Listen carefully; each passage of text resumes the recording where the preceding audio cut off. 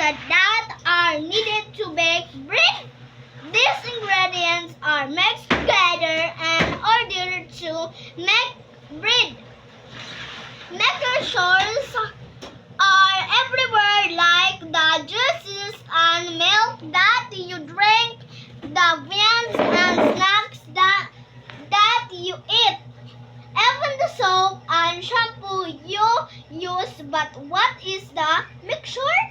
A mixture is a combination of two or more substances. In some mixtures, you can identify each to the substances composing it. Mixtures can be separated into its different components. Some mixtures